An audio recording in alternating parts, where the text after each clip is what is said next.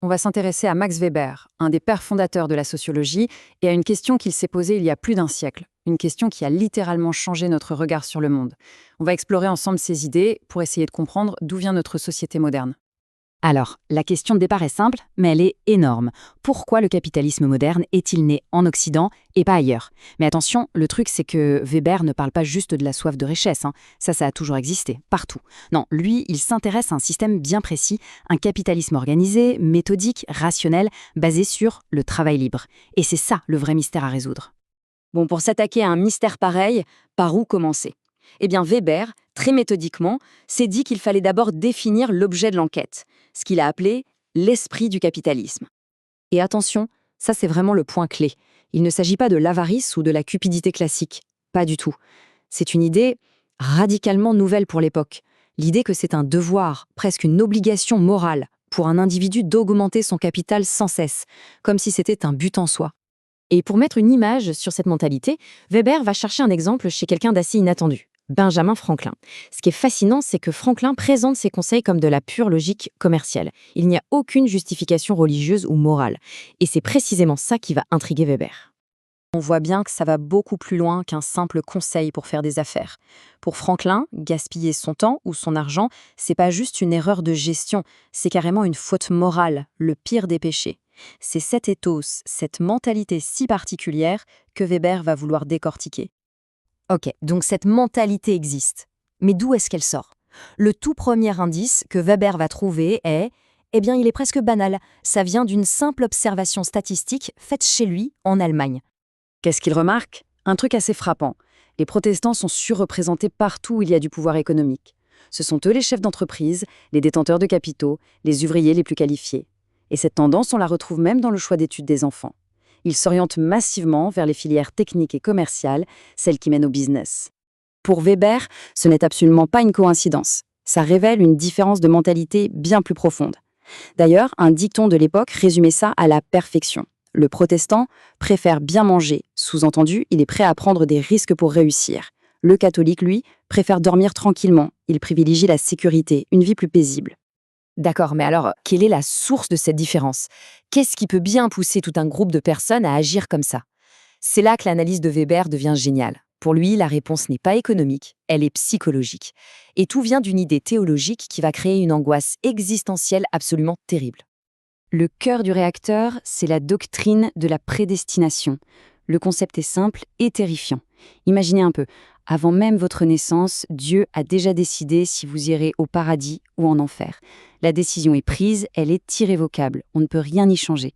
L'angoisse que ça génère est juste insoutenable. Comment vivre avec cette incertitude totale? C'est impossible. Alors les croyants se sont lancés dans une quête désespérée pour trouver un signe. N'importe quel indice qui pourrait leur prouver, ou au moins leur laisser penser, qu'ils font bien partie des élus de Dieu.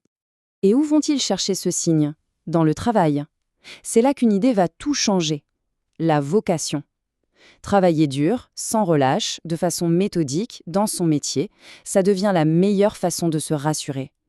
Le succès professionnel n'est plus vu comme un but matériel, il devient le signe visible qu'on a la grâce de Dieu. Cette nouvelle idée de la vocation va donner naissance à un mode de vie complètement révolutionnaire. Une sorte de discipline de fer, une vie de moine, mais appliquée au monde de tous les jours. C'est ce que Weber appelle l'ascétisme intramondain.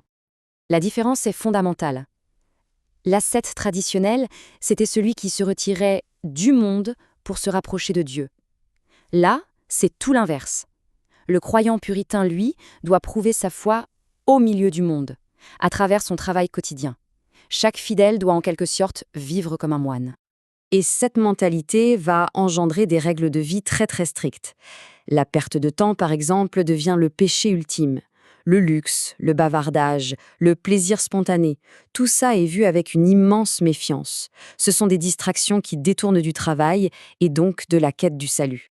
Du coup, la richesse qu'on accumule, elle n'est pas vraiment à soi. On en est juste le gérant au nom de Dieu. Ça crée un paradoxe assez incroyable. Une éthique qui pousse à gagner un maximum d'argent, mais qui interdit de le dépenser pour son propre plaisir. Alors qu'est-ce qu'on fait de tout ce capital? Il ne reste qu'une seule option moralement acceptable, le réinvestir. On a donc ce moteur psychologique et religieux surpuissant. Mais que se passe-t-il quand le réservoir de la foi commence à se vider? Que reste-t-il de toute cette mécanique quand la croyance disparaît? Pour Weber, les racines religieuses ont fini par se dessécher. Mais la machine, elle, a continué de tourner toute seule. L'éthique du travail acharné, l'habitude d'épargner, de réinvestir, tout ça est resté. Sauf que ça a perdu son sens spirituel.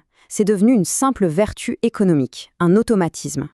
Et c'est là toute la différence. Le puritain voulait travailler sans relâche pour prouver sa foi. Aujourd'hui, on n'a plus vraiment le choix, on est forcé de le faire. Le système capitaliste, une fois né, est devenu cette structure immense et autonome qui impose ses règles à tout le monde, qu'on soit croyant ou non. C'est ce qui amène Weber à sa conclusion, une image célèbre et assez glaçante, la cage d'acier. On est devenu, dit-il, des spécialistes sans esprit, des jouisseurs sans cœur. On est, en quelque sorte, les prisonniers d'un système qu'on a nous-mêmes créé, une immense machine dédiée à l'efficacité et au profit, mais qui a perdu sa signification première.